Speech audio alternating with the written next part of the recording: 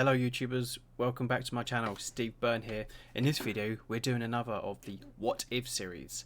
Chelsea have been demoted to League 2 and they are being given 5 seasons to see if they can get back to the Premier League and win themselves some silverware.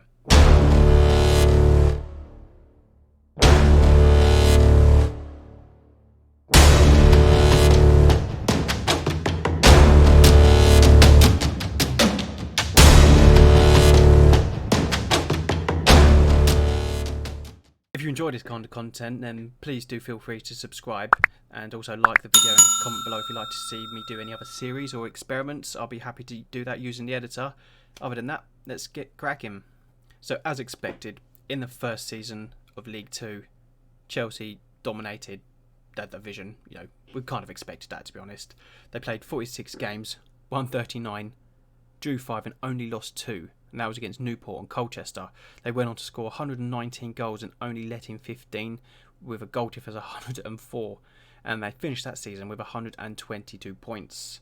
So, season 1, nothing out of the ordinary. We expected them to get promoted. But let's have a look to see if they brought any players during that period. Before we talk about transfers, we haven't altered any of the finances for Chelsea. So, they have exactly the same balance and financial power that they did in the Premier League as they do in League 2.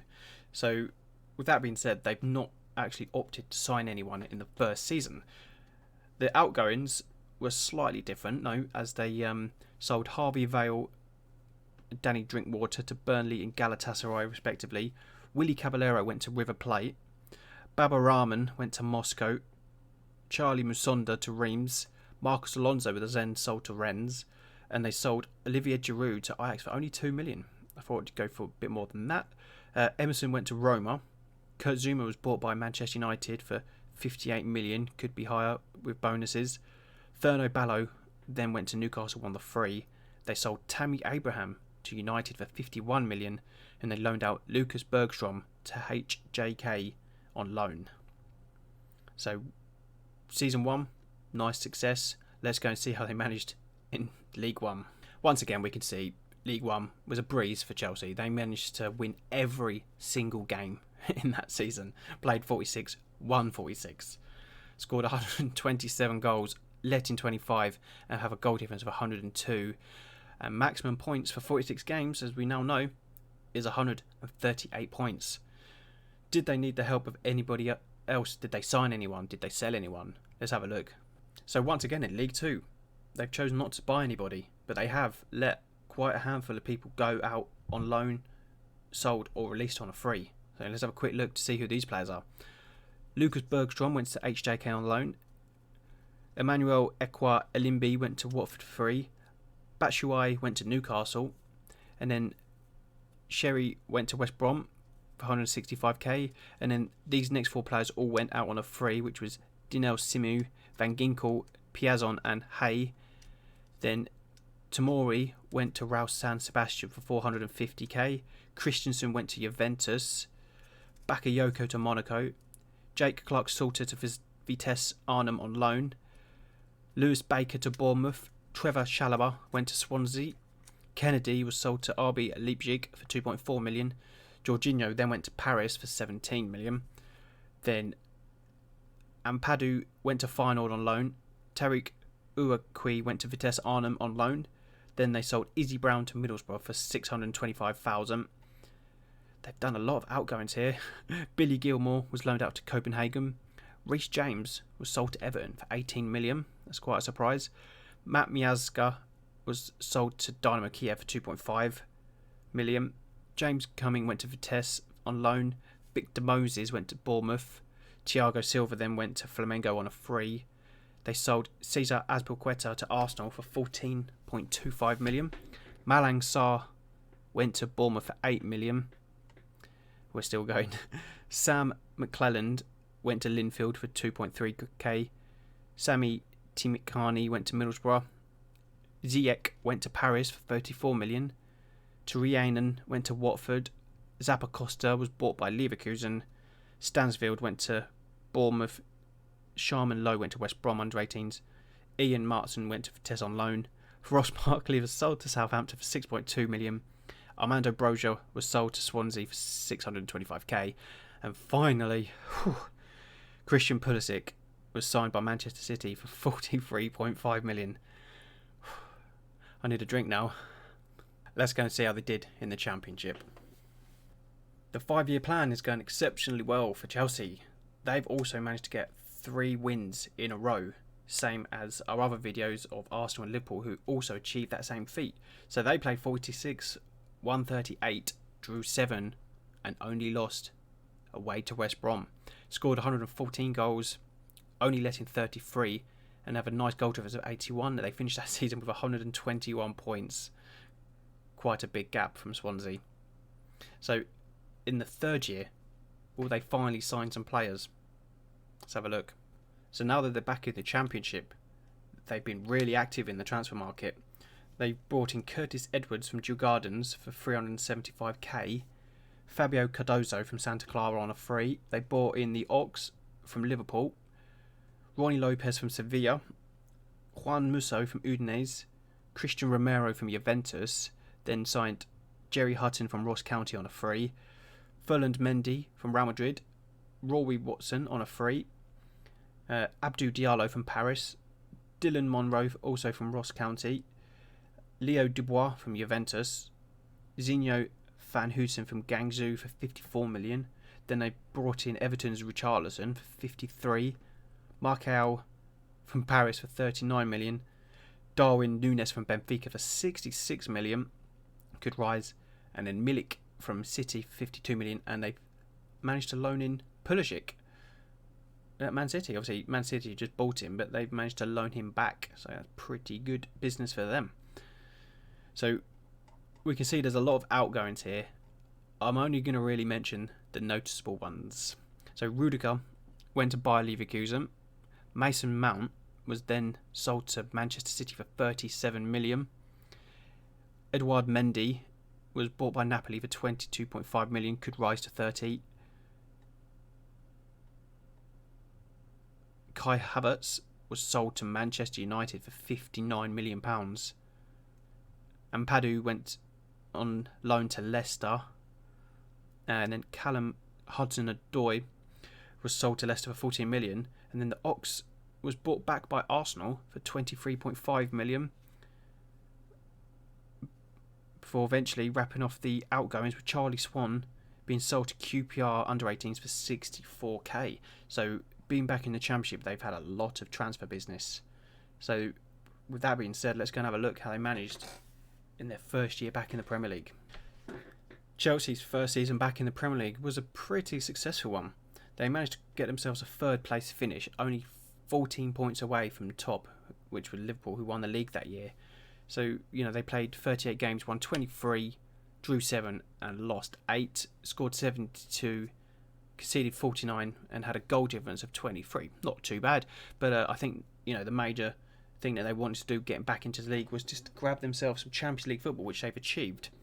So have they bought any players along the way?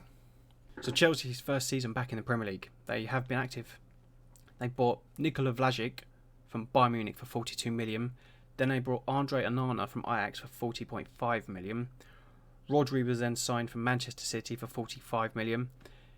Gabriel Menino from SEP, I think that's Sporting Lisbon, I think. Might be wrong. So that was for 11 million. Then Charles de Ketelaere from Club Bruges for almost 20 million. Marcos Paulo from Fluminense for 5.5. Juan Manuel was brought in for a free. Jack Grealish from Villa, 52 million, good signing. Mokoena from Int, I think that's another Brazilian team. I'm not quite sure with the pronunciation, that's 2.9. Then Leo Grimil from Rapid Vienna for 5.5.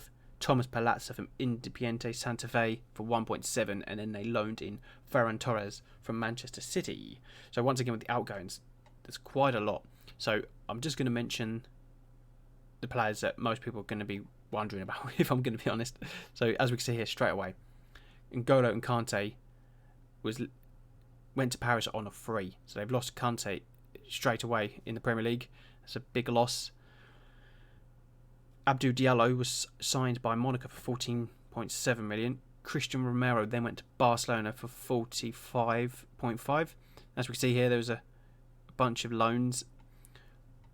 Conor Gallagher was sold to Southampton for 8.25 million.